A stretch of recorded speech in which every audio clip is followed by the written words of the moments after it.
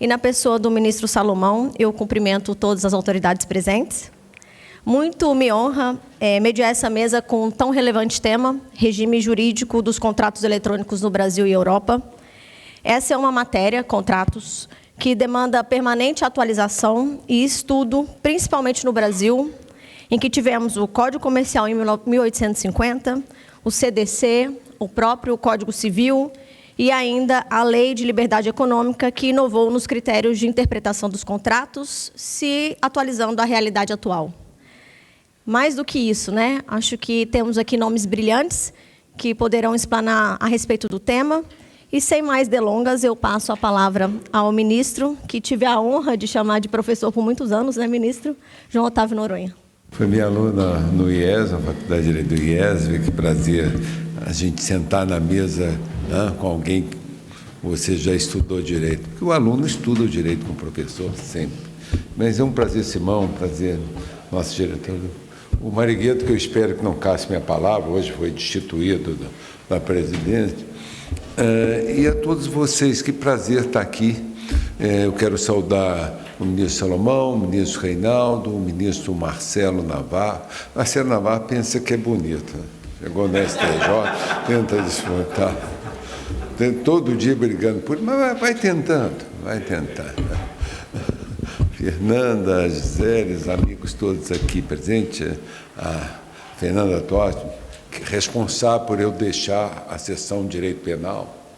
Eu cheguei lá para condenar. Ela fazia um trabalho tão bom que eu tinha que absolver. Me frustrei. Tá? Foi cuidado de direito privado. Aliás, que recebeu um upgrade com a saída do Salomão e a minha chegada. Né? Eu vou falar...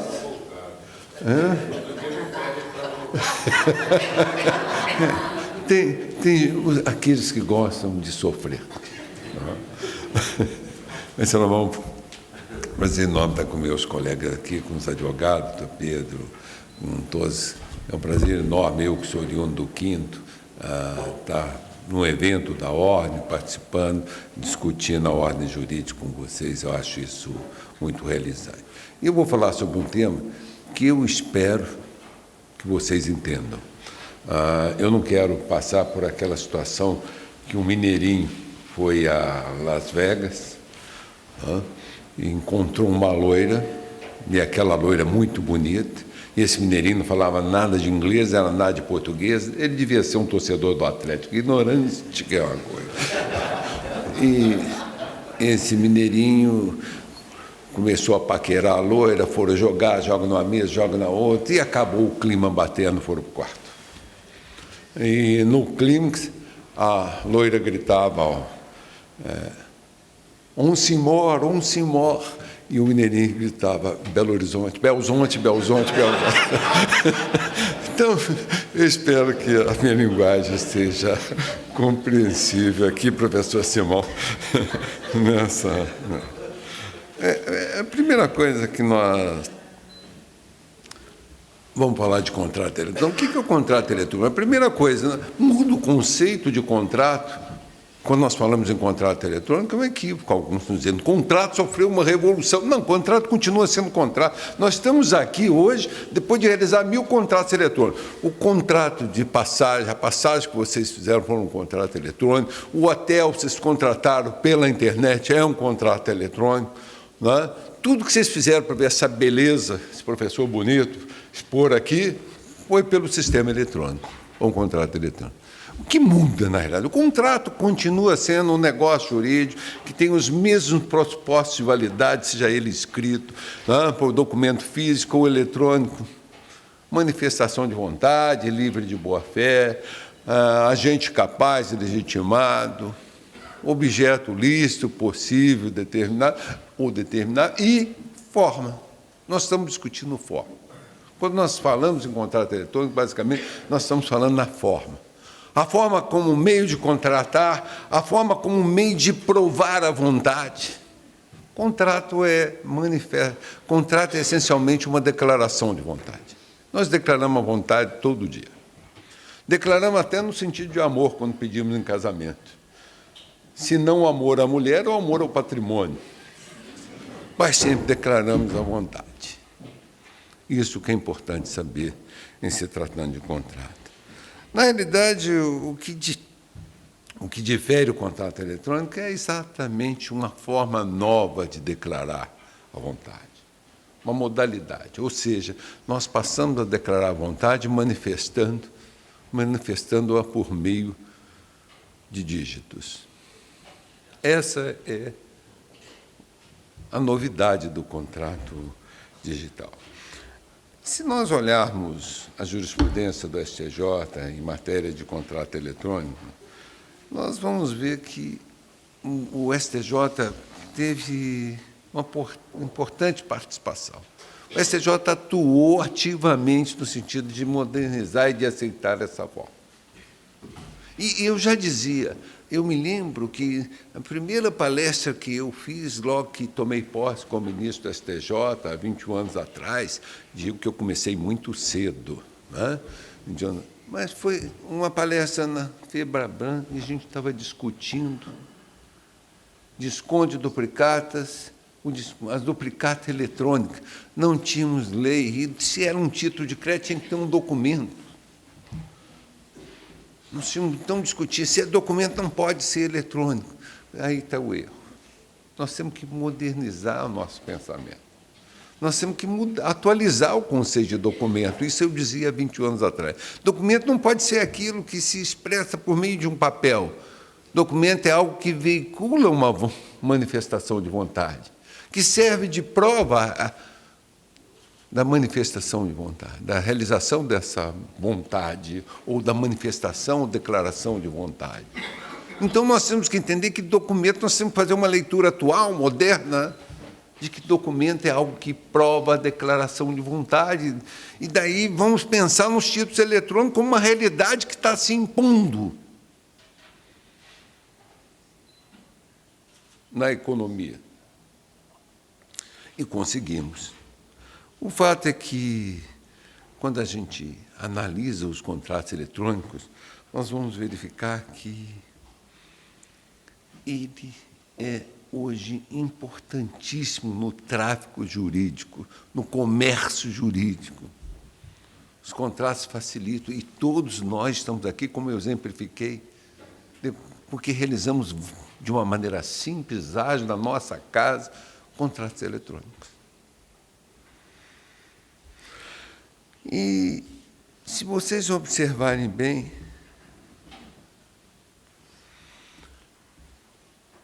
a regulação dos contratos eletrônicos no CDC é extremamente importante para os contratos do e-commerce, ou seja, aqueles contratos celebrados pela internet. Hoje nós abrimos o computador e compramos. E contratamos. E contratamos com um clique, contratamos com um login, contratamos sentado na nossa casa, no sofá da nossa casa, com um iPhone hoje. Todo dia eu estou comprando.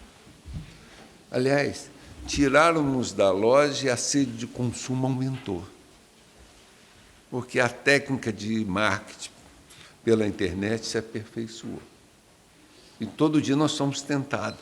A gente compra coisa que a gente jamais imaginava comprar, porque nem conhecia, agora está todo dia na sua tela. É lógico. Se nós analisarmos o que está acontecendo, nós vamos ver os contratos da web. Bom, se nós fazemos um contrato, e eu digo que mudou a forma de declarar a vontade, a declaração da vontade se atesta mediante uma assinatura. E aqui nós falamos um pouquinho da assinatura eletrônica, né? Nas suas várias modalidades. Na realidade, o que tem, o que objetiva a assinatura eletrônica, outra coisa não é do que atestar a identificação do signatário, do comprador, de quem está celebrando. Fundamental importância nesse contrato eletrônico é o marco normativo do e-commerce. E aqui, no Brasil, inserido pelo Decreto 7.962. E agrega, em termos de normatização do sistema, nós podemos aqui mencionar, e devemos mencionar, o Marco Civil na internet, Marco Civil da internet, que hoje está elegido à categoria de dogma constitucional o direito à proteção, o direito fundamental da proteção de dados pessoais, inclusive o dos meios digitais. Lógico, isso é para evitar o abuso. Aliás, embora tudo isso exista, me irrita profundamente, meu telefone toca o dia inteiro. Um telefone 30, 50, 40, 52, que eu não consigo parar. Uma hora é oferecendo empréstimo. Certamente não sabe que eu sou juiz e que juiz não tem capacidade de pagamento. Parece. Então, o dia todo. Fora os golpes, você tem um programinha que você não atende, você bloqueia, o número vai mudando, é uma perturbação à sua paz social. Que as autoridades... Tem umas coisas no Brasil que a gente precisa existir, né? Por exemplo, a Agência Nacional de Aviação, a ANC, existe, porque você vai no aeroporto, não tem mais espaço para sentar, porque tudo é locado para lojinha. O aeroporto de Brasília tem a sensação que eu estou na Feira do Paraguai, porque é tanta lojinha, agora para caminhar tem que se desviar. Agora, você paga a taxa o seu usuário é secundário, o importante é o faturamento. O estacionamento é caro, não tem espaço para você andar, não tem espaço para você sentar, você tem que ficar em pé para guardar o embarque, o voo atrasa e você está ali. É isso o Brasil da regulação. Ainda tem aquelas promessas, né? Gente, a bagagem agora você vai pagar pelo espaço de bagagem, porque vai evitar o custo. A bagagem passou a ser cobrada e as passagens dispararam. É uma veracidade nas informações que assustavam. Bom, mas vamos falar que não interessa, da assinatura eletrônica. Gente, isso foi muito importante. Eu não preciso ir ao cartório mais para lavrar uma escritura, se eu tenho como me identificar. Hoje, nós temos, pela Lei 14.063, a figura do e-notário. E nós precisamos avançar muito mais. Eu não preciso comparecer ao cartório. Eu forneço os dados, tendo o escrivão certeza de quem está na linha, ele pode preparar todos os documentos. O advogado pode mandar a minuta do seu escritório por e-mail, eu posso escrever, e vou assinar usando o certificado. Isso sim, segurança. Mas observe, num primeiro momento, o objetivo do e-notário foi garantir a continuidade dos negócios na pandemia, mas a experiência foi tão boa que se perpetuou e vai se perpetuar por muito tempo. Mas o que me parece importante é a gente entender que no Brasil nós precisamos acabar com alguns monopólios. Um deles é de cartório, nada contra os cartórios. Nós precisamos ampliar. Nós vamos a Portugal, o advogado tem fé pública. O advogado tem fé pública, então ele lava a escritura. Ele entra no sistema e lava. E nós precisamos ampliar. A advocacia precisa começar a ocupar esse espaço. Porque eu tenho um advogado para me dar consultoria, eu tenho que ir num cartório para lavar algo que ele pode fazer desde que a gente tenha um sistema centralizado. É algo a se já pensar para o Brasil como barateamento. Não sei se para advogado vai baratear. Não sei, não. Mas como algo de barateamento ou de facilidade da contratação e facilidade de negócio. Agora, muito em moda, eu quero falar, os smart contracts, ok? Os chamados contratos inteligentes. Esse, para mim, é o que vai revolucionar ainda mais os negócios jurídicos no Brasil. É a possibilidade de, num contrato, realizarmos vários negócios jurídicos. Então, você vai comprar um carro, já contrata o seguro, já contrata o despachante para o empregamento. Agora, pelo amor de Deus, E aí os juízes precisam ter, está aqui meus juízes do Rio, meus desembargadores, nós precisamos ter um pouquinho de noção que a gente decide. Eu vou dar o exemplo.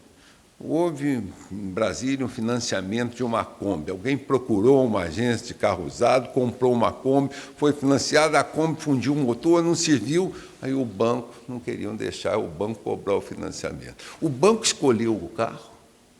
O banco foi lá atrás do vendedor? Não. Não, mas nós temos a cadeia de consumo. Que cadeia de consumo?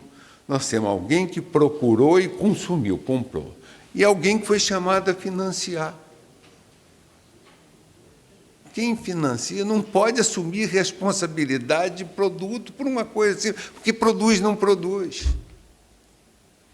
Quando nós começamos a esticar ou alongar esse braço da responsabilidade, nós criamos algo muito indesejável para o consumidor, que é custo. Isso tem risco, transferência de risco. Transferência de risco importa custo. Será o desejável?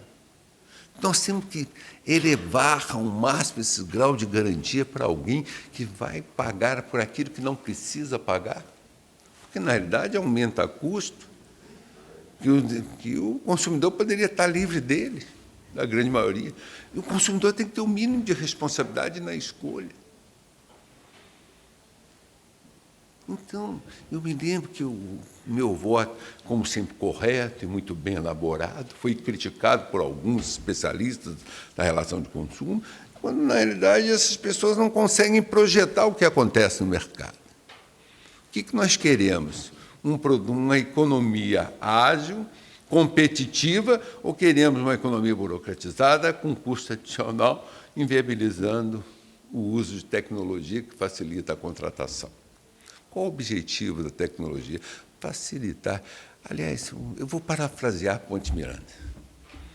Pontes dizia que o direito serve ao homem, não o homem ao direito. A tecnologia foi feita para servir ao homem, não o homem para servir à tecnologia. Uma coisa que eu vi muito interessante nos Estados Unidos, na Corte Federal, é que tem acordos que servem de precedentes e acordos que não servem de precedentes. Os acordos que servem de precedentes são publicados num diário oficial.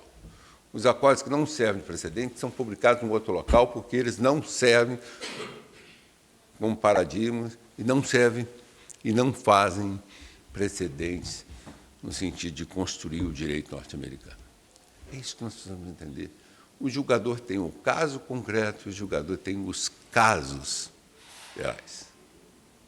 Nós decidimos em tese e decidimos, às vezes, abandonando a tese para o caso concreto, porque já nos ensinava Gustavo Radbruch, já nos ensinava de que nós não podemos, ao decidir, chegarmos a conclusões absurdas. O juiz que assim o faz, justiça não realiza. Por isso é muito importante.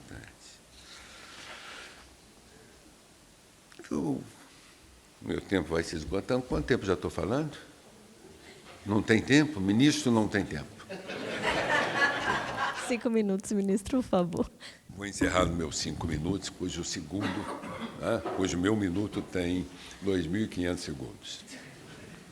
Mas observem bem, eu queria falar um pouquinho de boa-fé objetiva e contrato eletrônico para a irmã. Nós tivemos um caso de veras interessante, apreciado pela STJ, a relatoria do ministro Humberto Martins. E tratava o caso de uma senhora pouco alfabetizada, mas que negava a contratação de um empréstimo consignado. Então, primeira aptidão, não. Cabe ao banco prover. E, ao final, a Corte, confirmando a decisão de segundo grau, entendeu, não. Aqui houve o acesso à máquina, com a senha, com o cartão. O que mais tem que se provar?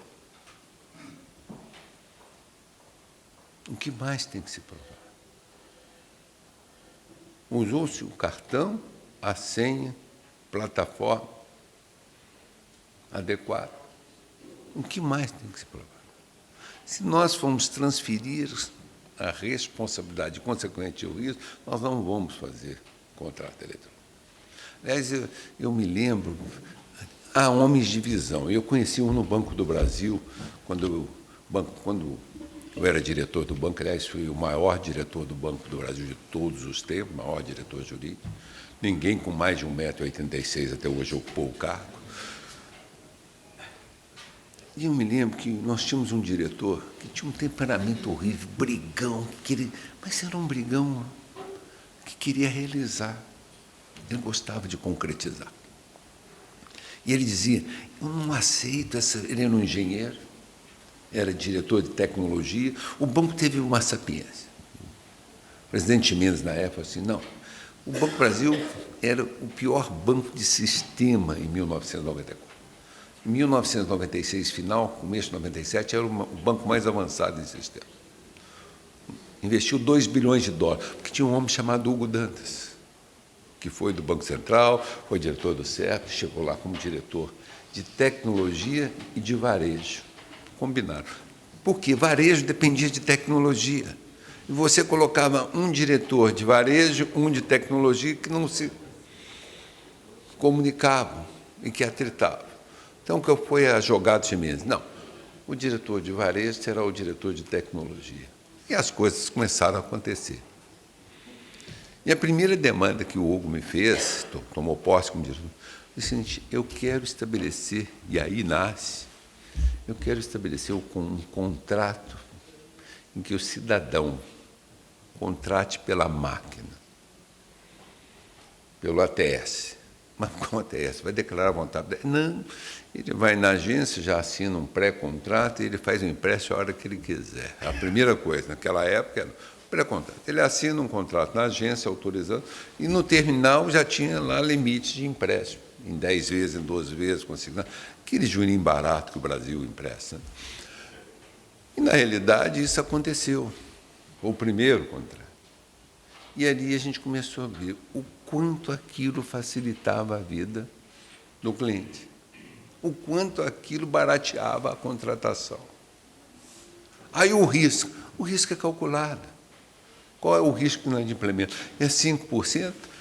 Calcula quanto é 5%, quanto os bons vão pagar esse custo dos 5%, porque é assim que funciona o sistema. E, a partir daí, nós começamos uma evolução na área de varejo. E o banco se tornou um banco muito avançado. Já tinha implantado o cartão Visa e as contratações começaram a correr. Mas, olha bem, quando nós falamos em contratação eletrônica, nós temos que ter um pressuposto de confiabilidade e de regra ser observada em termos de segurança.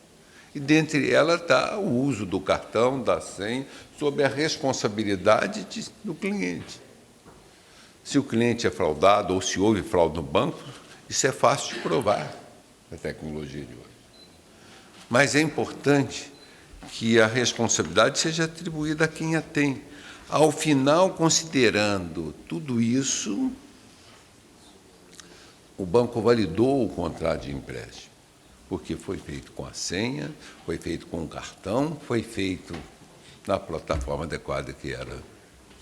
E, assim, esse precedente começou a viabilizar as contratações eletrônicas. Porque gerou aquilo que é necessário para o tráfico jurídico: confiabilidade.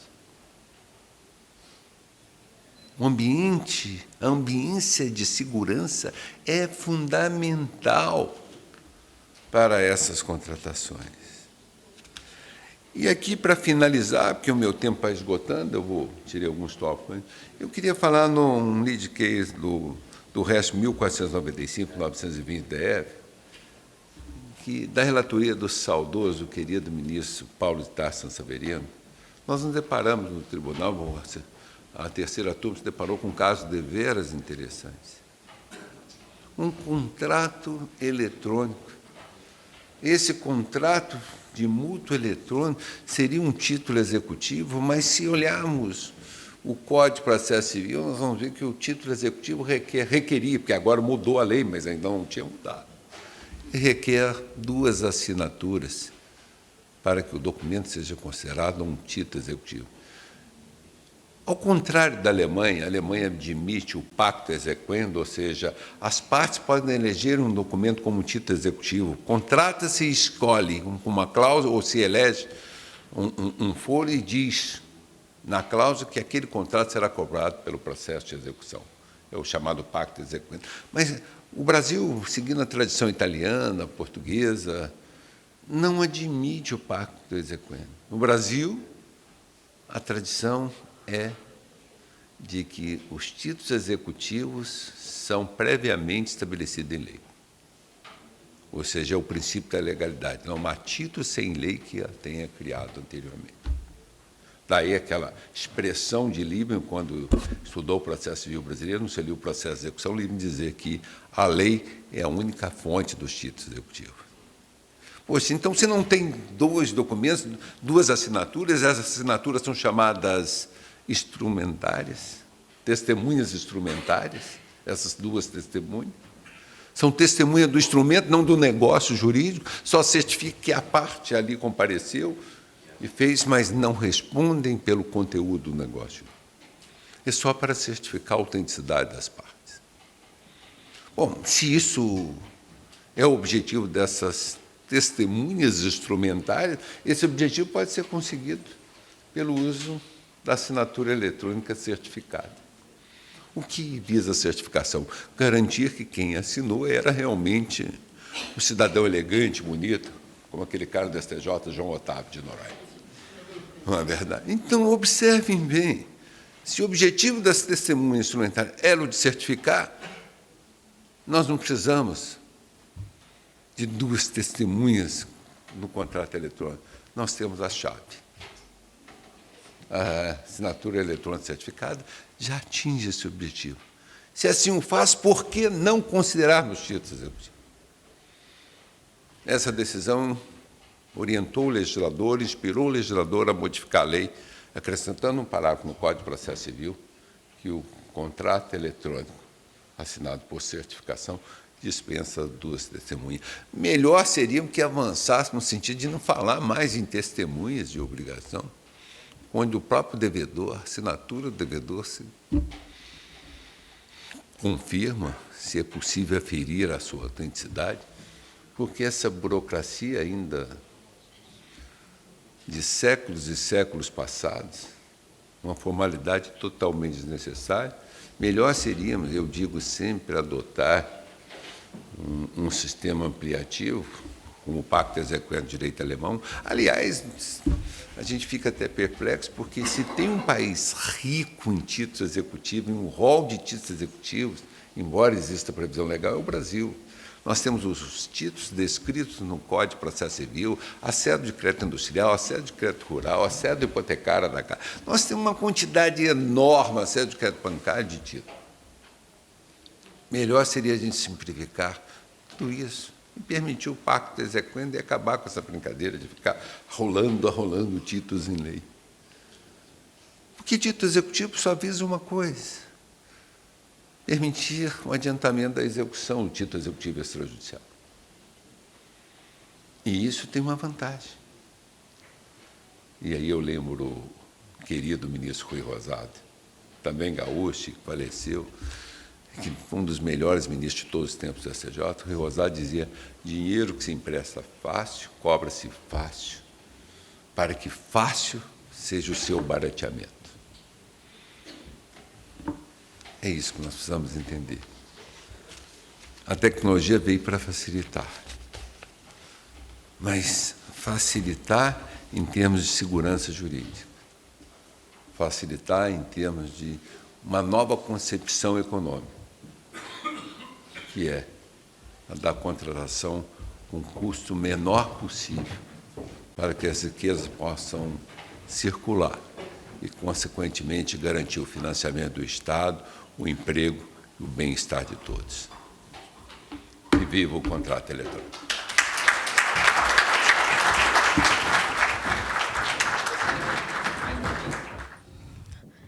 Bem, ministro, o Sindicato Nacional das Empresas de Administração Aeroportuária faz parte da Confederação Nacional do Transporte. O senhor pode ficar tranquilo que eu vou levar lá a demanda de parecer o Paraguai para a gente melhorar, viu? Fique tranquila. Bem, falando de IA e falando de contratos inteligentes, eu queria passar, então, a palavra para Mariana, que é diretora jurídica do TikTok, para pegar um gancho na palestra do ministro e nos abrilhantar com a sua apresentação. Obrigada, Mariana. Bom dia a todos e a todas. É um prazer estar aqui num evento tão importante, né, não só para o direito, como para a democracia também e para a sociedade. Cumprimento o ministro João Otávio de Noronha, parabéns pela excelente exposição. Também todos da mesa, doutora Nicole Goulart, doutor André Marigueto e doutor José Fernando Simão, e todas as autoridades aqui presentes. Eu sou Mariana Carvalho, sou diretora jurídica da área de contencioso do TikTok, do Brasil e da América Latina, e eu trouxe aqui uma reflexão sobre os contratos eletrônicos, uma referência de como se ocorre essa contratação nas plataformas digitais, a visão dos tribunais, como o próprio ministro adiantou aqui sobre o tema, e os principais desafios para alterações legislativas futuras.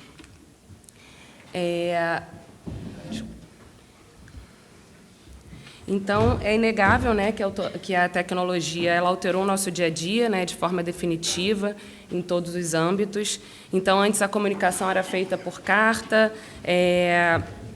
e também há um tempo a gente utilizava, agora hoje em dia a gente já utiliza e-mails, né, num mais recorde recente também nós utilizamos mensagens de texto e até mesmo aplicativos de mensageria. Então, antes nós íamos ao fórum para consultar as cópias físicas de processo. Hoje, atualmente, a gente já é muito fácil, já consultamos todos os andamentos nos sites dos tribunais.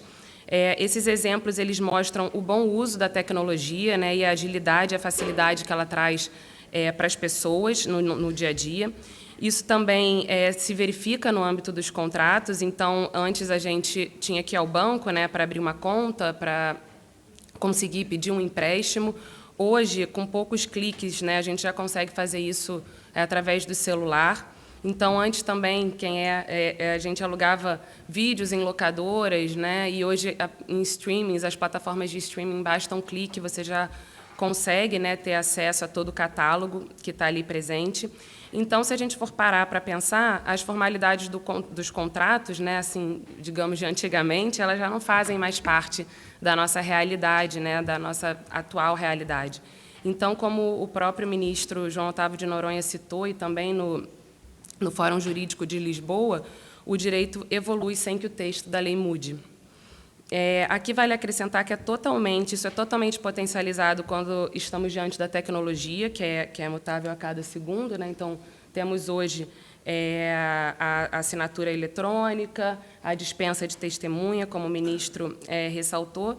Então, por mais que o legislador não tenha alterado a lei com base nesses fatos e nas dinâmicas atuais, cabe aos operadores do direito normatizá-los, né, especialmente via os precedentes, né, das cortes, para conferir uma maior segurança jurídica para todos os usuários e para as partes que estão envolvidas. Então, aqui nesse slide, eu trouxe alguns dos desafios de como aplicar e sofisticar a interpretação legislativa aos contratos eletrônicos. O meio empregado é um dos desafios que está atrelado ao conceito do contrato eletrônico. Então, a doutrina ela apresenta muitas definições de contrato eletrônico. Eu vou citar uma do professor Rodrigo Fernandes Rebouças, que é professor da FGV, e que ele menciona que o contrato eletrônico é um negócio jurídico contratual realizado pela manifestação de vontade das posições jurídicas ativa e passiva, expressada por meio de forma eletrônica no momento da sua formação. Então, esse conceito ele define eletrônico como permite atualização. Esse conceito ele define como eletrônico, por exemplo, as contratações feitas por computador, né? Então, atualmente nós temos os tablets, os smartphones, até mesmo você consegue fazer uma contratação por smartwatches, então hoje é muito simples, né? O momento também ele é importante, então não se trata de uma execução contratual pela via eletrônica, mas a utilização do meio eletrônico no instante da formação, sendo indiferente à utilização do meio eletrônico na fase pré-contratual. A manifestação de vontade também é um ponto de discussão nos tribunais. Então, antes, né, era fácil a checagem por meio de assinatura eletrônica, pela assinatura física. Atualmente, existe uma discussão sobre essa manifestação da vontade e já foi reconhecida, inclusive, a possibilidade dessa manifestação da vontade ser feita via biometria facial e também, inclusive, por emojis, né? Então, também são formas válidas de manifestação de vontade. A eficácia executiva dos contratos também é um ponto importante na discussão pela doutrina e na jurisprudência. Então, muitos desses pontos eles já foram resolvidos, né, com a Lei 14.620, que alterou o CPC e incluiu o artigo 782, que menciona a dispensa das testemunhas, como o ministro mencionou também.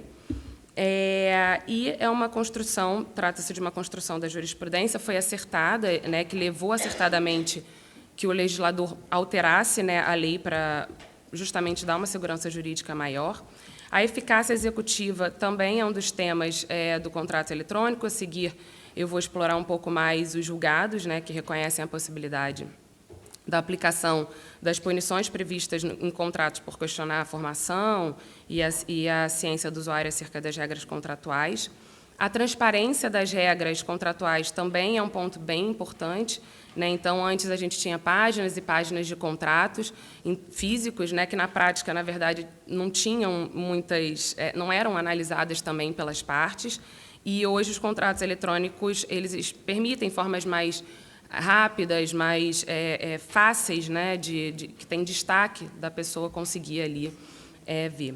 E, por último, também eu ressalto que os contratos possuem a particularidade de estarem sujeitos a alterações com base na evolução das novas tecnologias. Então, isso não se aplica necessariamente no momento da formação do contrato, mas em todas as fases contratuais em si. Na nossa plataforma, por exemplo, temos um trabalho constante de aperfeiçoamento dessas normas, dessas diretrizes da comunidade. Eu vou explorar um pouquinho isso mais para frente, mas isso é atualizado de acordo com as novas dinâmicas que nos deparamos, né? O TikTok tem um conselho consultivo de segurança brasileiro, então ele é formado por líderes da academia e da sociedade civil, de diversos setores do Brasil. Então, esse grupo ele se reúne trimestralmente e com líderes regionais também do TikTok, justamente para discutir temas que são importantes, né, para a empresa, como a segurança online, a segurança infantil, a alfabetização digital, a saúde também mental e direitos humanos. Então, isso visa aí constantemente ao aperfeiçoamento das diretrizes da comunidade do TikTok. E o impacto também da inteligência artificial está cada vez mais presente no nosso dia a dia. Isso certamente serão cenas dos próximos capítulos que a gente vai ver daqui para frente. Antes de eu entrar na análise do entendimento jurisprudencial de alguns aspectos dos contratos eletrônicos, eu queria destacar aqui um pouco da dinâmica do TikTok e como a gente busca sempre aprimorar os nossos contratos e sempre visando maior clareza, maior transparência para os usuários. Como vocês sabem, o TikTok é uma plataforma de entretenimento, então a missão é inspirar a criatividade, trazer alegria, né? No TikTok, a gente acredita que a segurança é um pré-requisito com autoexpressão, elas são muito importantes para a autoexpressão. A nossa estratégia de segurança online ela tem múltiplas abordagens, né? Então, temos o constante aprimoramento das diretrizes da comunidade, como eu mencionei anteriormente, e também é muito importante isso, a gente está sempre aprimorando. Como ocorre nos âmbitos das plataformas, as diretrizes da comunidade elas são um regramento que devem ser observados pelos usuários. Nesse contexto, o usuário ele celebra um contrato com o TikTok com a base no Click Wrap, como o ministro mencionou, uma celebração de contrato por clipe. Isso permite uma utilização ágil por parte dos usuários que querem entrar na plataforma, então faz um cadastro inicial, deixa claro ali o disclaimer, né, de que ao prosseguir com o cadastro, o usuário concorda com os termos de uso da plataforma e também com a política de privacidade. E como os regramentos da plataforma eles podem ser atualizados, né, com o objetivo de aprimorar, como mencionei anteriormente, a segurança da plataforma e se adequar até mesmo às novas situações que surgem na sociedade, os usuários também são notificados sobre as eventuais alterações que ocorrem nesses termos. E o usuário também pode, a qualquer momento, cancelar o contrato, encerrar sua conta no TikTok com um simples clique. Como eu mencionei acima, né, os usuários eles devem seguir o que está disposto nas diretrizes da comunidade. Então, a gente busca sempre que essa linguagem seja muito clara, seja de acesso ao público e a qualquer pessoa que queira verificá-las a qualquer tempo. Então, eles estão disponíveis, né, de forma muito simples. Temos também uma política de privacidade que explicita as práticas e os processos adotados pelo provedor em relação à privacidade dos usuários, de dados e segurança dos usuários, e as políticas de anúncio também que estão tratadas também no âmbito do TikTok e que, por exemplo, elas trazem uma proibição de realizar anúncios políticos na plataforma. Então, trata-se, é um padrão da indústria, né? Claro, cada plataforma tem suas especificidades, suas especificações, né, com base no sistema operacional de cada provedor, mas esses regramentos eles devem ser respeitados, né, e o contrato eletrônico firmado entre as partes deixa essa clara necessidade do respeito ao que está sendo estabelecido ali e também para que a gente busque uma manutenção ali de um ambiente saudável e seguro dentro do TikTok, e os princípios da comunidade do TikTok, eles são o equilíbrio, a dignidade e a imparcialidade. Então, as regras contratuais, elas também prevêem de forma transparente e objetiva a possibilidade de remoção de conteúdos que infringam as diretrizes da plataforma e também, em alguns casos, né, de reincidência, até mesmo o banimento da conta de um usuário. Então, essas medidas que são adotadas pelo provedor, elas, em atenção à boa-fé objetiva e à transparência, elas são comunicadas aos usuários, eles recebem notificação em app, né, sobre essas remoções, com a indicação específica daquele conteúdo que não está de acordo com as nossas políticas e que levou, eventualmente, ao banimento da conta, que é a execução contratual. Então, cada usuário, caso o usuário ele entenda que essa execução contratual por parte do provedor do TikTok não foi correta, ele tem como à disposição um recurso na plataforma e ele vai submeter esse recurso, e a gente vai analisar, e ter a possibilidade até mesmo de reversão e a conta voltada, se forem observadas eventuais inconsistências. Então, essa dinâmica dos contratos eletrônicos do TikTok ela é bem semelhante, né, ao que se via anteriormente, por exemplo, até mesmo em clubes, né? Então, você tinha que respeitar as regras de convívio internas, sob pena de ser punido. Então, é a mesma coisa que acontece no TikTok. Para além da informação específica ao usuário que comete a infração, o TikTok também produz relatórios de transparências, mostram números, né, as execuções contratuais que foram realizadas e os respectivos motivos. Em eventos específicos, como as eleições de 2022 e o próprio 8 de janeiro, também foram divulgados números específicos dessa execução contratual. Nós divulgamos, inclusive, para o Tribunal Superior Eleitoral, para o ministro Alexandre de Moraes. E o que eu quero demonstrar aqui é que, em que pese se trate de um contrato eletrônico, o TikTok ele busca se valer sempre da clareza, da objetividade, da transparência em todas as fases contratuais, e o usuário tem à disposição dele, a um clique de distância, a possibilidade de análise dessas regras contratuais que são estabelecidas. Eu passo aqui agora para a jurisprudência. Então, eu trouxe aqui, primeiro, uma análise de mais de 200 julgados sobre a vinculação ou não dos usuários aos termos de serviço das plataformas.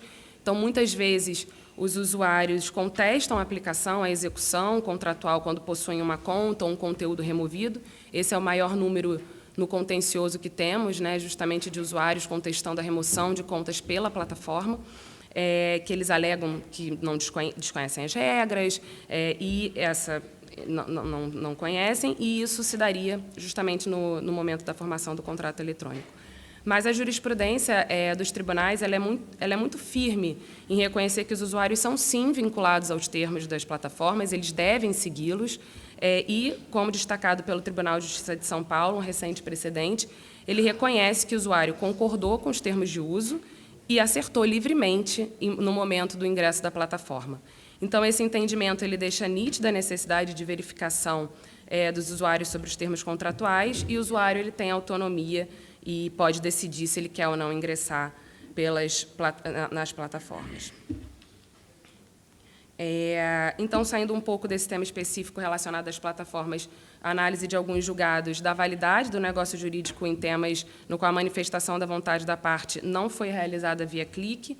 Então, existe a biometria facial, como eu mencionei aqui, já é considerada, sim, uma forma de manifestação da vontade. Então, tem esse julgado do Tribunal de Justiça de São Paulo que reconheceu que o contrato eletrônico foi assinado via biometria facial. E um outro método que também chegou aos tribunais é o emoji. Então, existe aí também o entendimento de que os emojis seriam uma forma de manifestação livre da vontade. Aqui as formas, a última referência jurisprudencial sobre o contrato eletrônico está relacionada à recente alteração do CPC, que eu mencionei anteriormente também, que foi mencionado pelo ministro Noronha. E, então, justamente se reconheceu a dispensa das testemunhas em contratos eletrônicos com assinatura digital. Isso foi uma evolução, né, para se adequar às realidades atuais e até mesmo para mostrar como é importante que o legislador também enxergue o que está acontecendo e faça a alteração para corresponder àquilo que a sociedade, a evolução da sociedade. E, por fim, para concluir, que eu já estou nos meus 5 minutos finais, a oportunidade de continuação dessas discussões e aprimoramento do nosso ordenamento jurídico está na comissão de juristas que discutirá a próxima alteração do Código Civil. Então, segundo está sendo ventilado, é provável que as principais discussões girem em torno justamente da necessidade da atualização e implementação de dispositivos que tratam de contratos eletrônicos, então, dentre os quais a regulação de smart contracts, a validade de assinaturas eletrônicas, a regulação de atos jurídicos eletrônicos em gerais. A comissão ela já criou um canal de recebimento de sugestões de atualização do Código Civil e já tem previstas 3 audiências públicas para debate, então, certamente, o contrato eletrônico vai ser um tema muito importante nessa discussão. Os debates renderão bons frutos e eu quero dizer aqui, para concluir, que o TikTok está atento a isso, à evolução legislativa, e queremos construir uma boa regulação e uma construção também no Código Civil boa para todos e para a sociedade. Muito obrigada.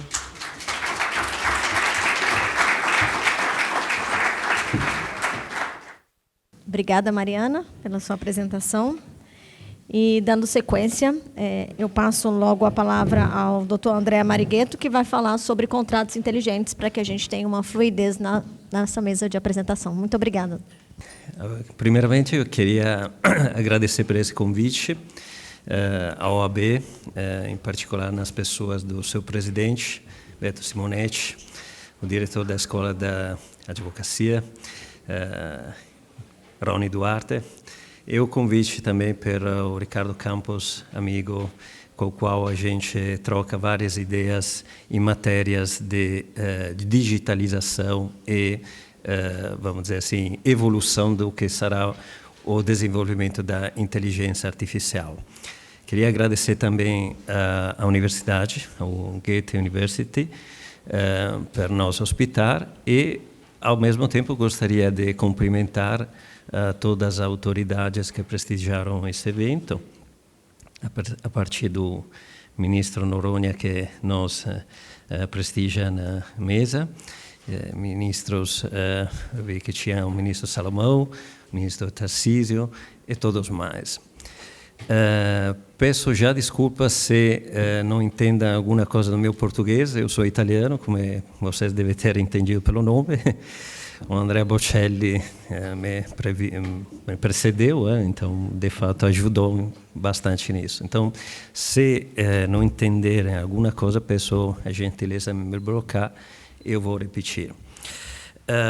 Eu tenho uma tarefa muito árdua e muito difícil. Primeiro, porque a mesa é muito bem composta e realmente já foi apresentado o tema dos contratos eletrônicos de forma muito completa. Ripeto, o ministro Noronha já deu uma contribuição e pela jurisprudência e per lo que de fato ele representa, ser um excelente professor de teoria geral dos negócios jurídicos. Então, na verdade, é a base do que nós estamos discutindo hoje. Doutora Mariana também, e de forma muito completa em relação a que será e que já é a legislação brasileira em matéria de contratos eletrônicos. E, por último, tem um professor da USP que fechará esse ciclo, então, imagine, fica bem pouco para mim falar. Então, eu escolhi esse tema dos contratos inteligentes e uma ótica, vamos dizer assim, internacional, uma lógica mais aberta, mais abrangente a que poderia ser interpretado em um contexto global. E, considerado também o pouco tempo, eu decidi, assim, resumir, compartilhar com vocês algumas provocações inerentes a esses contratos. Os contratos inteligentes, ou os contratos smart contracts, são, a meu modo de ver, uma subcategoria, uma evolução do que hoje chamamos os contratos eletrônicos. Os contratos eletrônicos, como foi bem falado antes, foram, de qualquer forma, facilitados nos conceitos da forma contratual, graças ao desenvolvimento da eletrônica, dos meios de comunicações, que, através da internet, levou, fundamentalmente, ferramentas capazes de fechar um contrato na casa de todos nós, e hoje até nos celulares, porque através de um celular, hoje nós conseguimos sintetizar o que é um encontro entre demanda e aceitação, de forma assim como é previsto pela própria lei. Isso significa que a ferramenta nos facilita na cesura, na conclusão do contrato. Depois, além da modalidade através da qual é facilitada, vamos dizer assim, esse encontro de demanda, proposta e aceitação, todas as outras ferramentas estão chegando de consequência. Nós vemos a autentificação da assinatura, agora nós estamos falando da presença dos testemunhos, etc., etc. Hoje, quando nós falamos de contratos inteligentes, nós estamos vendo que tem uma evolução ainda mais relevante que precisa ser analisada, a meu modo de ver, não somente sob a lógica e a ótica de facilitadora, vamos dizer assim, do que é o processo de conclusão do contrato, mas o que poderia comportar enquanto os riscos. Como advogado, eu acho que tem que ver sempre do lado do onde poderá dar problemas, aonde nós poderemos consertar previamente para evitar que depois isso vire um problema judiciário, etc. Bom, primeiramente eu gostaria de dizer que o contrato inteligente, o que é? É um contrato que é realizado de acordo com o desenvolvimento digital, eletrônico, principalmente considerado dentro daquela linguagem chamada de blockchain, ou seja, uma tecnologia. Eu não estaria aqui a explicar o que é a blockchain, até porque não tenho a capacidade e a competência, mas é aquela linguagem informática, eletrônica, que permite e garante uma determinada segurança na realização de um determinado documento. O ministro Noronha antes comentava dos cartórios. Bom, eu entendo que, simplificando, o blockchain é como ter um cartório sempre aqui do lado. Qualquer coisa que eu faço, o cartório, de fato, acerta e fala: esse documento é isso, não pode ser modificado, esse documento foi certificado dessa forma. E é claro que, em uma lógica, e aqui entra meu papel de advogado internacionalista, em uma lógica de relacionamentos internacionais, isso representa uma revolução copernicana, porque se hoje nós temos problema de confiança, e o problema da confiança hoje é íncito dentro das nossas jurisdições, e um contexto internacional onde a velocidade das informações e o desenvolvimento da internet já é presente no mundo inteiro, porque hoje nós podemos acessar o TikTok no Brasil, mas podemos acessar o TikTok também na Nova Guiné, vamos dizer assim. As cláusulas contratuais provavelmente são as mesmas, não diferença mais materiais em relação a, por exemplo, rescisão, coisa desse tipo. Então, a ideia de ter um cartório que eu entendo e que possa utilizar em qualquer parte do mundo é uma coisa que para mim é revolucionária. Ou seja, a vantagem é plena. Qual é a vantagem? A vantagem é poder finalizar um contrato no qual eu sei que esse contrato será adimplido, sem nenhum tipo de problema. Isso aparentemente. Por quê? Porque per chegar a dizer e a confermar uma tese desse tipo, nós temos que entender o que é o contrato eletrônico, cioè o contrato inteligente, quando falamos um contrato desenvolvido em uma tecnologia de blockchain, por exemplo. Esse tipo de contrato, de fato, é um contrato no qual ele segue uma forma de silogismo, vamos dizer assim, premesso que vai acontecer isso. Ou seja, em presença de um pagamento, eu vou receber o serviço. Vamos dizer assim, simplificando. Vejo o ministro Salomão que, olha, estou simplificando muitíssimo, claramente, per os tempos, etc. Mas só per identificar que, na verdade, o contrato inteligente, altro che não é, que é uma forma de executar o contrato de forma automática, sob o controle de um procedimento informático, chamado exatamente de controle blockchain, que permite essa execução de forma heterônoma, sem que as partes intervenham no processo de execução. Isso significa que eu posso concluir um contrato da outra parte do mundo, comprando um serviço, e pelo contrato inteligente, no momento no qual eu exerço uma determinada premissa, o contrato automaticamente executa o que foi objeto desse contrato. Compro uma mercadoria, pago, ou não sei, assino, certifico a minha identidade e automaticamente o contrato desenvolve aquele conteúdo, aquele objeto que eu contratei. Uma mercadoria, um serviço pode chegar a...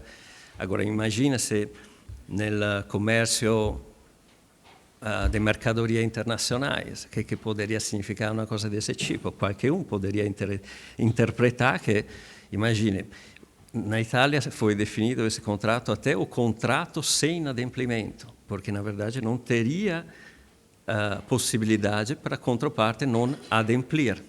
Então, aparentemente, trata-se de um contrato perfeito, um contrato no qual não daria trabalho a ninguém, em particular ao juiz, porque, de fato, não teria inadimplimento.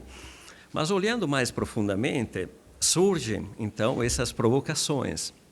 Se o contrato, de fato, é inteligente porque segue um protocolo de internet, um protocolo informático, nós sabemos que o protocolo informático, a linguagem de internet, não é a linguagem informática dos computadores. Nós sabemos que essa linguagem não é inteligente, porque nós temos que escrever tudo. Nós temos que dar o que o ministro Noronha antes falou dos precedentes. Nós temos que dar a linguagem para a inteligência executar o que nós estamos falando. Pelo menos hoje estamos tratando isso. Amanhã não sabemos se o grau de inteligência artificial chegará a substituir também isso. Tem físicos, por exemplo, eu tenho um físico italiano, Federico Faggin, que é entre aspas, o fundador do microchip, que sustenta que é impossível reproduzir o livre-arbítrio humano. Então, isso, graças a Deus, talvez, nos garante que, de qualquer forma, o conceito e as limitações dos contratos inteligentes serão sempre subjeitos a lo que as pessoas, lo que a vontade humana definirá. Claramente, nasce o problema de como esse exercício de autonomia privada, porque de fato não deixa de ser um exercício de autonomia privada, será concretizada na linguagem que criará esse tipo de contratos. Então, trata-se de contratos que realmente poderão facilitar muito a vida de todos nós, mas, ao mesmo tempo, são contratos que vão exigir uma atenção particular, e aí a necessidade de ter regulamentações e de não fugir dos paradigmas mais tradicionais. Aqui nasce mais uma provocação mais específica. Você falou de boa-fé. Realmente, esses contratos aqui, muitas vezes, são vistos como o antígono do que a gente poderia considerar as famosas cláusulas gerais, que hoje nós encontramos dentro da normativa das partes gerais, como no caso do Código brasileiro. No caso da Itália, nós temos dentro o livro sobre os contratos, mas não deixam de ser, vamos dizer assim, mecanismos, ou melhor, ferramentas da tradição contratual, da teoria contratual dos contratos, que nos permitem uma determinada movimentação. É claro que, se nós consideramos esses contratos inteligentes, em particular no que é a execução desses contratos, evidentemente não tem espaço para uma cláusula geral. Por quê? Porque no momento no qual é ademplido, vamos dizer assim, aquela condição, aquela premissa inicial, a consequência do contrato vai ser automática. Não dá para parar a execução do contrato e discutir boa-fé ou função social.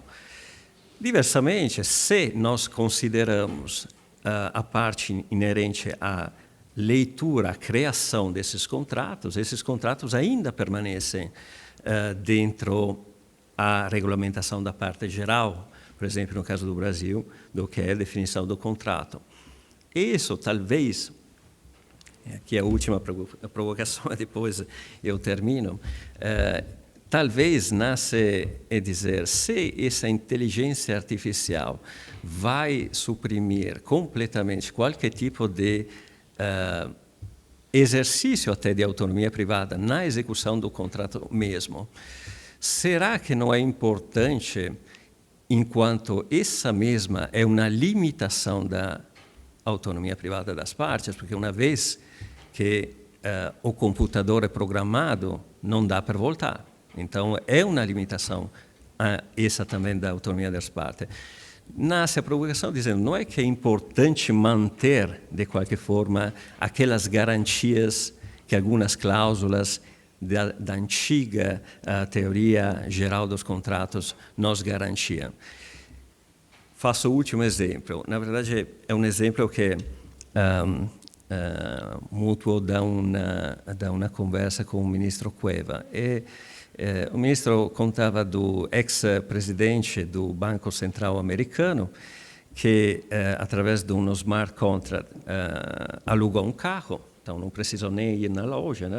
Per telefone, alugou o carro.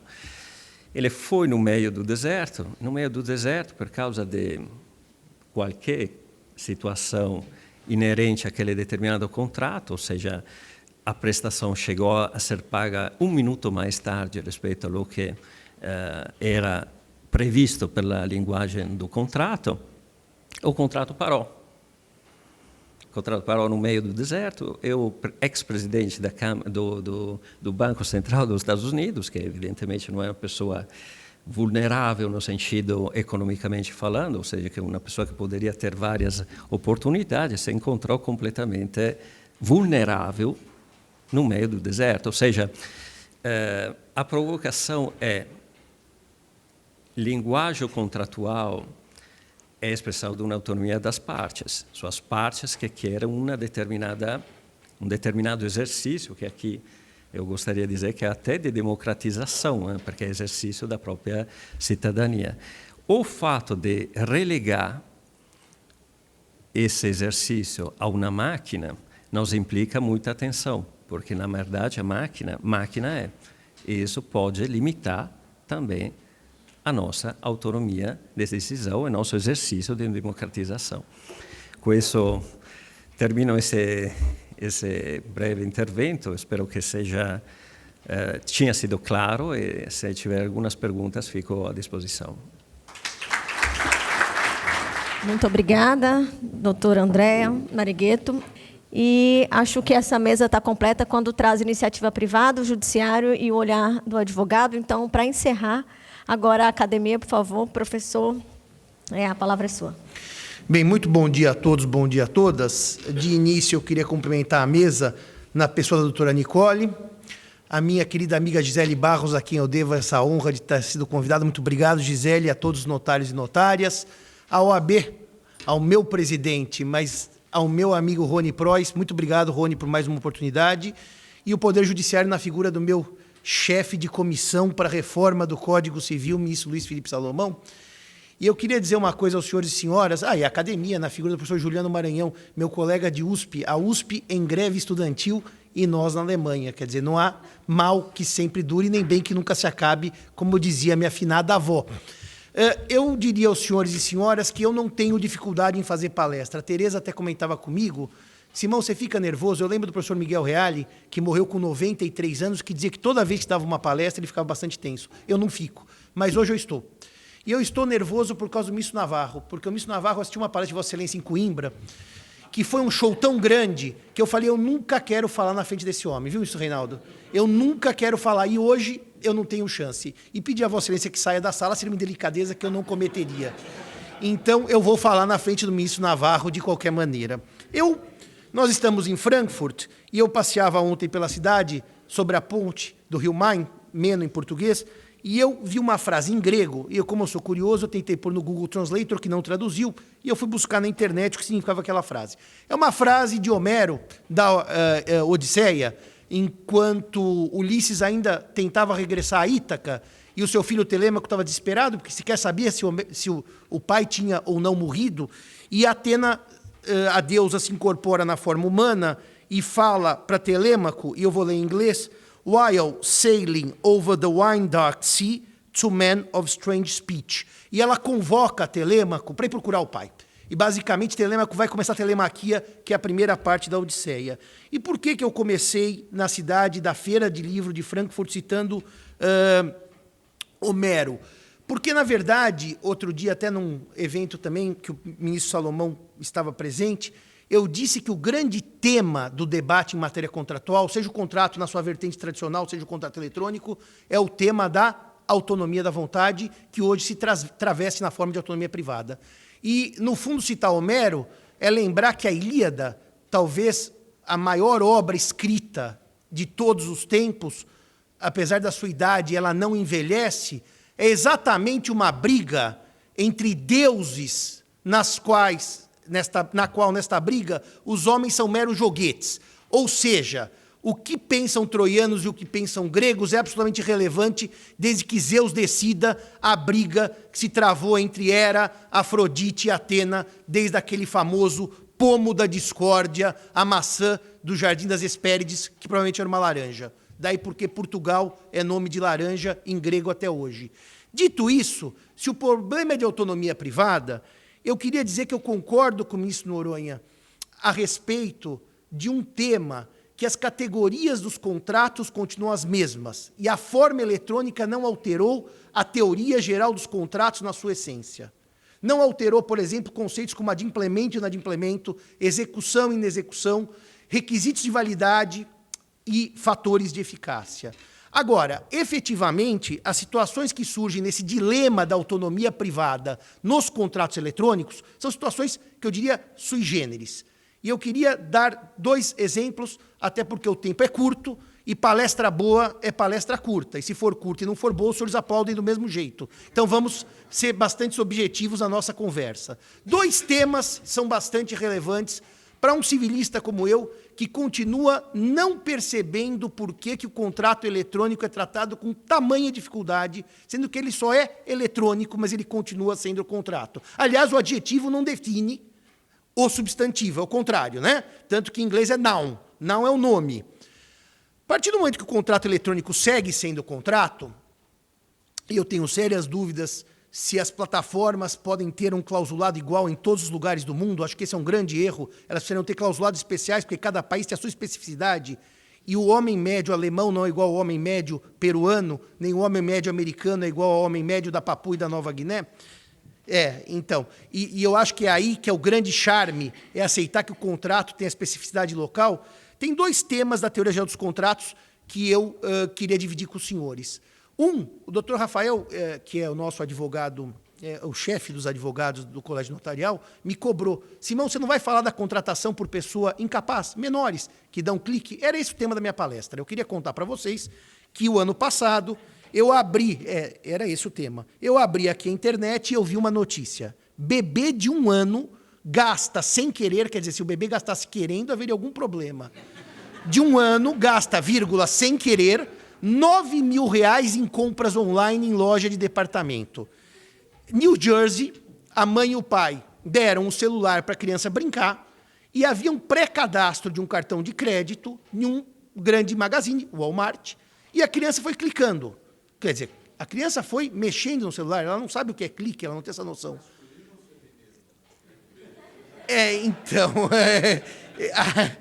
Por acaso, é o pequeno Kumar, então era homem. E o garoto comprou R$9.000. E como é que a família percebeu? Porque, de repente, eles começaram a ouvir campainha e o entregador do Walmart ia cada hora com uma caixa. E várias caixas foram aparecendo. Não é que assim, chegou um caminhão de mudança e a 10 minutos aparecia uma caixa nova do Walmart na porta deles. E a grande questão é, esse menor podia ou não podia contratar? Essa pergunta parece que é meio fácil, né? O menor de 20 meses, então tinha um pouco mais de 1 ano, não poderia contratar. E a segunda questão, e daí eu vou dar as 2 respostas, porque eu espero que o Dr. Rafael me convide para os próximos eventos, se eu não responder ele não me convida, à luz da teoria geral, e eu vou mostrar para vocês que não há nada de novo sob o sol. Tá? Não há nada de novo sob o sol. Que as coisas são muito óbvias e muito fáceis e que nós tendemos a complicar porque nós tendemos a complicar. O ser humano é naturalmente um complicador de facilidades. E as razões são sociológicas, mas aí o ministro Marcelo Navarro não vai deixar eu falar, que ele pode falar na palestra dele sobre as dificuldades sociológicas de complicar o que é fácil, ministro. A segunda coisa que eu vou também responder para vocês nessa manhã, além do menino de 9 meses que clicou, e de 12 meses que clicou e chegou lá R$9.000 em compras do Walmart, é o problema da formação do contrato eletrônico. Quando a gente era aluno, ministro Noronha, a gente ouvia falar do contrato epistolar, as epístolas de São Paulo Apóstolo aos Romanos, né? Ainda que eu falasse a linguagem dos homens, sem amor eu nada seria, que acham que é do Renato Russo no Brasil, porque não conhecem a Bíblia. Como o Renato Russo foi criativo, sim, ele leu São Paulo e não podia não ser criativo lendo São Paulo, né? E também amor é folclore sem se ver, é filha que nós não se sente, tudo é Renato Russo no Brasil, que é a cultura, aliás, quando se conhece Renato Russo no Brasil, porque ultimamente nem se conhece. Mas o contrato epistolar é o contrato por carta, né? Quem hoje recebe carta? O correio hoje só serve para mandar publicidade ou protesto. Eu não sei se protesto chega por e-mail, doutora Gisele, eu não sei, mas normalmente o correio chega por e-mail já? Então, nem para isso mais o correio serve. Agora, reparem um detalhe. A gente aprendia assim, o contrato epistolar se forma quando... Tem 2 teorias, a da ignição e a da cognição. O Brasil adotou, desde o Código 16, a teoria da agnição na subteoria da expedição. Quando eu recebo um convite para contratar interausentes, que significa interausentes? Que a resposta não pode ser dada de imediato, ou seja, que não há como o oblato que recebeu a proposta de imediato responder, o contrato se forma quando o oblato, o destinatário da proposta, envia, expede a sua aceitação. Então, o exemplo, quando a gente era aluno, o que era? Pôr a carta no correio, porque era o contrato interausentes clássico, já que por telefone sempre foi interpresentes. Por WhatsApp, você está online, interpresentes. Por Zoom, durante videoconferência, interpresentes. Por e-mail, interausentes. Porque o e-mail há uma demora natural na resposta. Ou seja, o e-mail, electronic mail, é o substituto da carta, da epístola do passado. Portanto, o contrato por e-mail é epistolar, só mudou de nome. Virou epístola eletrônica chamada de e-mail. Em que momento, então, se forma o contrato eletrônico entre ausentes? Bom, no momento em que a resposta enviada diria o Código Civil. Nesse ponto, a doutrina brasileira se afastou do Código.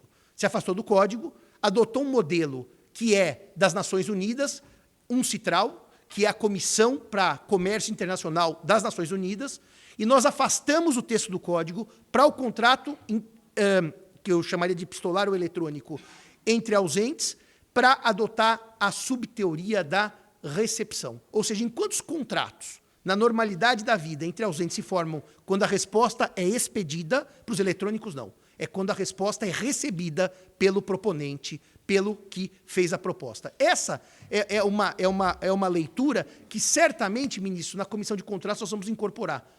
Naquela reforma da trilogia dos contratos, nós vamos fazer um parágrafo para que os contratos eletrônicos excepcionem a regra do 428 ou 429 do Código Civil, que traz essa leitura da contratação pela subteoria da expedição, como sempre foi no Brasil, desde o Código de 16. Então, esse é o primeiro ponto.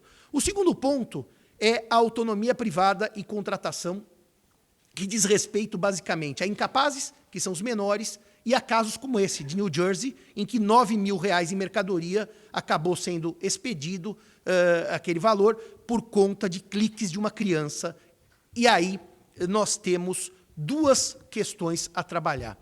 A primeira é a seguinte: a vontade no contrato eletrônico é diferente da vontade no contrato por papel? Ela é absolutamente idêntica. Vontade pressupõe discernimento. E eu sou daqueles que não desconhecem, evidentemente, que o Estatuto da Pessoa com Deficiência fez uma reforma nesta noção, mas eu continuo antigo, dizendo que vontade e discernimento caminham juntas. A vontade de contratar pressupõe discernimento. Quem não tem discernimento não tem vontade para contratar e o contrato segue o plano de existência.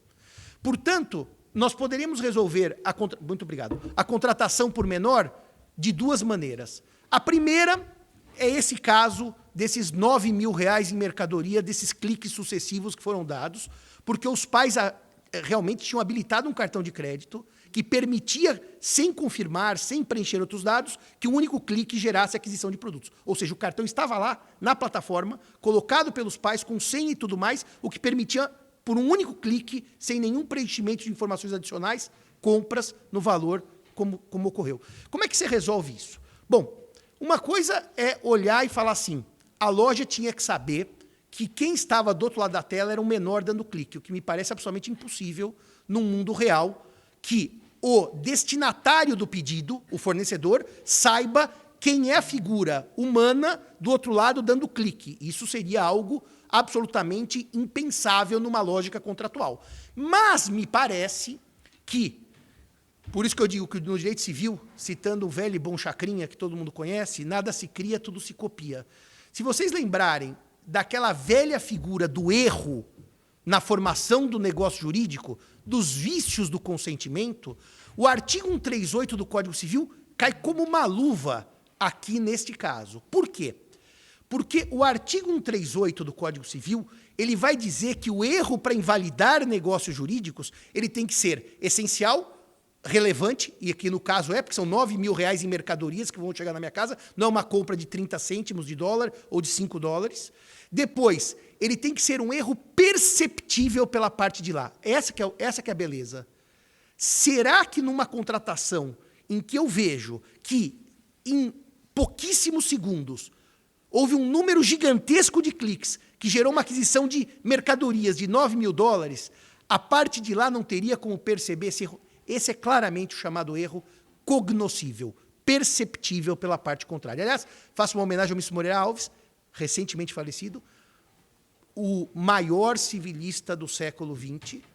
Eu tive a oportunidade de assistir às aulas de posse do Miss Moreira Alves. Miss Moreira Alves é o pai dessa ideia. O erro tem que ser cognoscível, perceptível pela parte contrária. E esse tipo de erro, numa compra em poucos minutos, num valor tão alto, destoando do perfil de compras que aquela pessoa já tinha feito no Walmart, claramente é o erro perceptível pela parte contrária. Então, eu não precisaria olhar se é uma criança ou se, eventualmente, é uma pessoa com deficiência para perceber que, evidentemente, aquele é um perfil que não faria aquele tipo de compra e que, portanto, esse erro é cognoscível. Eu resolvo no campo da validade, não pela pessoa do incapaz, com 22 meses que clicou, com 12 meses que clicou. Agora, respondendo ao doutor Rafael, e o caso de menores com 13, 14 anos que estão com o celular do pai e da mãe e fazem compras, né? Esse é um problema muito curioso.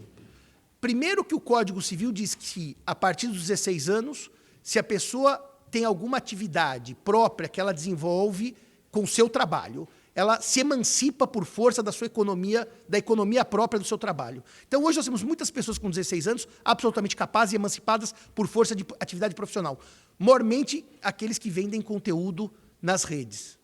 Agora, vamos pensar uma criança de 12, que é absolutamente incapaz. O direito civil também, ele é absolutamente genial.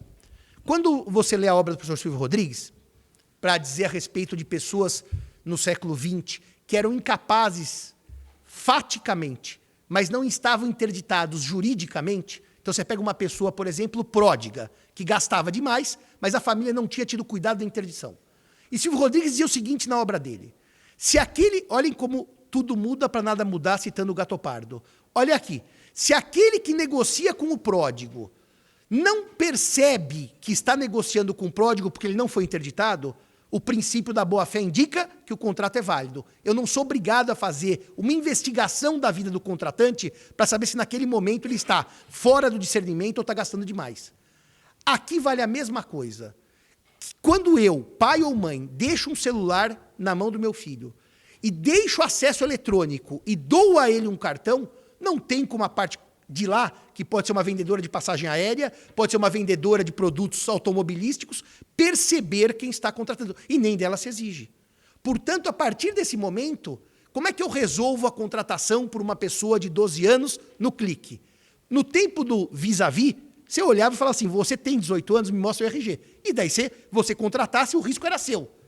Mas no tempo do clique, em que o pai e a mãe disponibilizam o cartão, deixam acesso à mercadoria e deixam acesso à máquina, a boa-fé de quem negocia com esse menor, sem ter a menor ideia de que ele é menor, mesmo porque às vezes vocês já viram que a gente preenche, não sou menor, e esse menor dá um clique, ele é menor e diz não sou menor, até está prestando uma informação falsa. Não há como se resolver senão pela boa-fé. E, portanto, o risco é de quem? Dos menores e dos pais dos menores que disponibilizam essa tecnologia. Então, eu diria, Rafael, já que você me mandou responder essa pergunta, eu vou responder, é que isso depende do tipo de contratação. O bebezinho com 9 mil clicando, eu resolvo pelo erro. É um claro indício de vício do consentimento. Agora, alguém que compra uma passagem aos 12 anos com o cartão de crédito do pai, não há como a empresa emitente saber. E se não sabe, a boa-fé, já do tempo do pródigo, já do tempo do incapaz, se manifesta igualmente nos contratos eletrônicos. Eu queria aproveitar para terminar e fazer 3 notas. A primeira é que eu concordo integralmente com o Noronha sobre a ANAC. A ANAC, a Agência Nacional de Aviação Civil, tem vários problemas, não só as salas de espera de aeroporto, que depois eu vou relatar para a senhora em detalhes. Principalmente despacho de mala. A segunda coisa, ministro, que daí eu ouso discordar de Vossa Excelência, é que eu continuo achando que os cartórios têm que manter o monopólio do direito notário e das escrituras públicas, porque eu acho ainda que a nossa OAB, presidente... Porque a Gisele está aqui, claro. Mas eu sempre defendi isso, que eu acho que a nossa OAB ainda, presidente, para chegar nesse ponto como em Portugal, precisaria ter muitas mudanças. E o terceiro e último ponto que eu queria dizer para vocês é que, estando na cidade onde tem a casa de Goethe, que, aliás, é muito próxima, um evento como esse ano li, por coincidência, 2 obras do Goethe que eu nunca tinha lido. Eu li o Fausto e li A Paixão, ou depende da tradução, ou O Sofrimento do Jovem Werther. Eu li as 2. Eu terminaria dizendo que um evento como esse, ele é um evento que saímos todos enriquecidos. Quer seja pelo aprendizado jurídico, quer seja pelo convívio, quer seja pela possibilidade de estar em Frankfurt. E eu realmente gostei muito de uma frase do Goethe, que depois acabou ficando como quase um mote para muitas pessoas, e aqui é a cidade da Feira de Livros, que é a seguinte: uma certa hora da obra ele diz assim, Deus me acuda, a arte é longa e a vida é breve. A vida é breve. Vamos viver essa vida breve como a gente pode, como a gente gosta. Muito obrigado a todos e todas. Primeiro, Gisele, eu quando prego que advogado pode fazer, eu não prego extinção de cartório. Se você olhar o tempo que o CNJ é um grande corregedor, eu normatizei muito essas questões e sempre destacando a importância do cartório. Eu só acho que se existe fé pública na advocacia, outros países adotam esse sistema de poderem também. Os contratos digitais não vão afastar aquilo que já ocorre. Um menino de 12, 13 anos contrata todo dia. Queira classificar como ato fato jurídico, queira ou não, todo dia vai contratar e nós não anulamos aquele que vai comprar uma bicicleta, que vai comprar produtos menos importantes. Isso vai acontecer, mas lógico que R$9.000 não dá para dizer que a pessoa não percebeu. Eu acho que as empresas vão ter que se cercar desse cuidado, até o TikTok, né? Mas o que é mais importante é a gente entender que nós estamos entrando num outro ambiente de contratação. E esse novo ambiente de contratação vai exigir uma alteração, uma mudança de hábitos e comportamentos.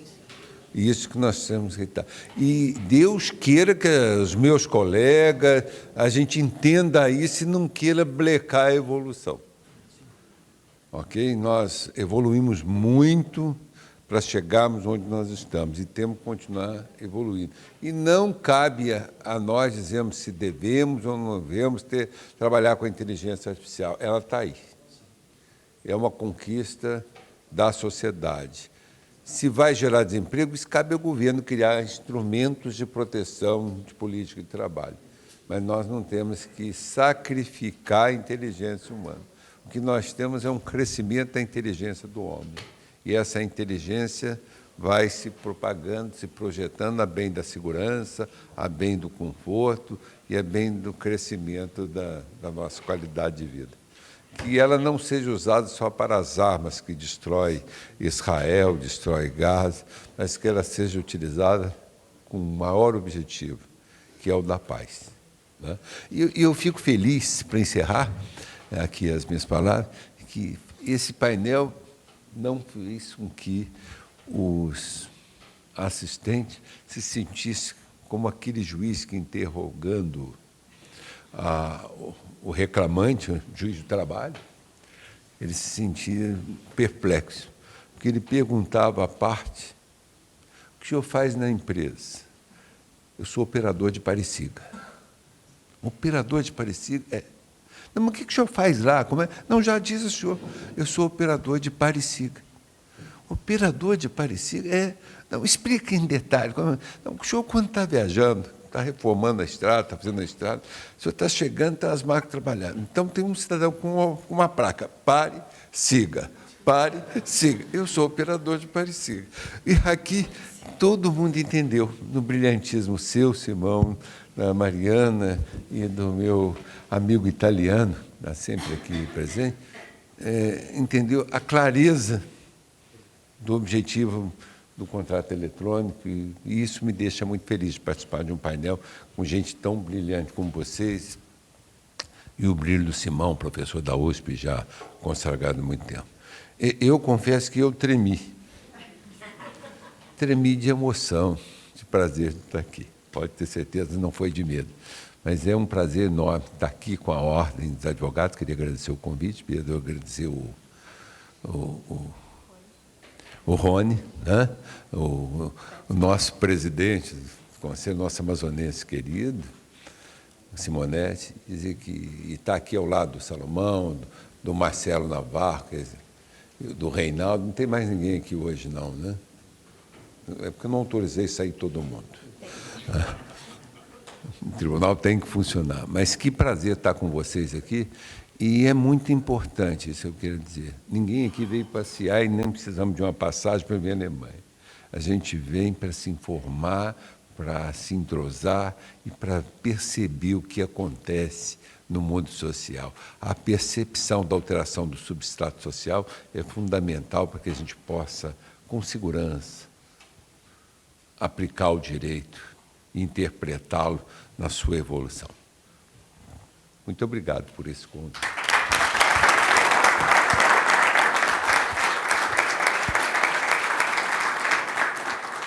Muito obrigada, ministro. E nas suas palavras, eu dou por encerrada essa mesa, convidando para o próximo painel dos meus amigos Pedro Ivo e Pedro Neto, de Cybercrimes. Muito obrigada pela presença de vocês.